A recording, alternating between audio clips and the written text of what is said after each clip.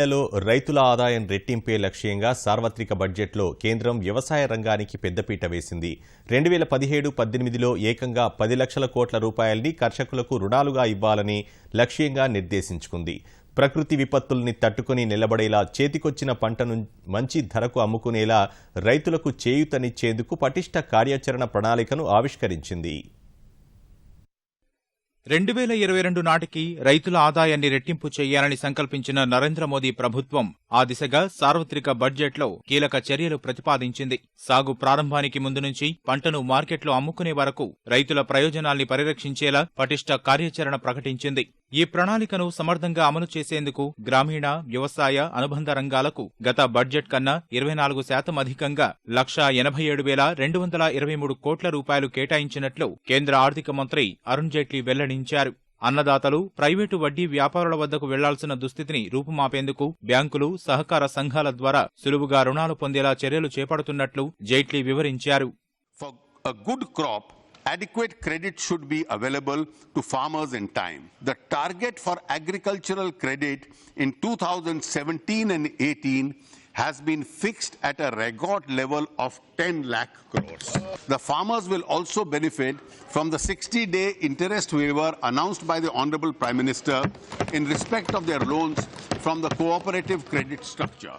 ప్రకృతి విపత్తుల కారణంగా తలెత్తే నష్టాల్ని తట్టుకునేందుకు వీలుగా ప్రధానమంత్రి పంటల బీమా పథకాన్ని మరింత పటిష్టంగా అమలు చేయనున్నట్లు జైట్లీ స్పష్టం చేశారు. 2017-18లో ఈ పథకం అమలు కోసం 9,000 కోట్ల రూపాయలు కేటాయిస్తున్నట్లు ప్రకటించారు. నాబార్డు కింద ఏర్పాటు చేసిన 40,000 కోట్ల రూపాయల నిధి ద్వారా సాగునీటి వ్యవస్థ బలోపేతానికి కృషి చేయనున్నట్లు ఆర్థిక మంత్రి వివరించారు. తక్కువ నీటితో అధిక దిగుబడి సాధించాలన్న లక్ష్య సాధన కోసం సూక్ష్మ సాగునీటి వ్యవస్థపై దృష్టి పెట్టినట్లు చెప్పిన ఆయన ఆ దిశగా 5,000 కోట్ల రూపాయలతో ప్రత్యేక నిధి ఏర్పాటు చేస్తామని వెల్లడించారు. రైతులకు గిట్టుబాటు ధర దక్కేలా చూసేందుకు జైట్లీ కీలక చర్యలు ప్రతిపాదించారు. The coverage of the National Agricultural Market (NAM) will be expanded from the current 250 markets to 585 APMCs.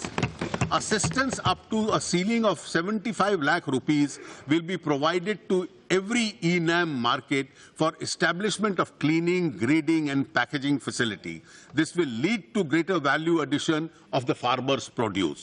We also propose to integrate farmers who grow fruits and vegetables with agro-processing units for a better price realization and reduction of post-harvest losses. A model law on contract farming would therefore be prepared and circulated amongst the states for adoption. పాడి పరిశ్రమకు ఊతమిచ్చేలా dairy processing వ్యవస్థను బలోపేతం చేసేందుకు నాబార్డు కింద రానున్న 3 ఏళ్లలో 8,000 కోట్ల రూపాయలతో ప్రత్యేక నిధి ఏర్పాటు చేయనున్నట్లు జైట్లీ ప్రకటించారు. ఈ నిధి కోసం తొలి విడతగా 2,000 కోట్ల రూపాయలు కేటాయించినట్లు వెల్లడించారు. గ్రామీణ ఉపాధి హామీ పథకానికి కేటాయించిన నిధుల్ని 38,500 కోట్ల నుంచి 48,000 కోట్లకు పెంచిన విత్త మంత్రి గ్రామీణ రహదారుల నిర్మాణానికి 19,000 కోట్ల రూపాయలు కేటాయించారు.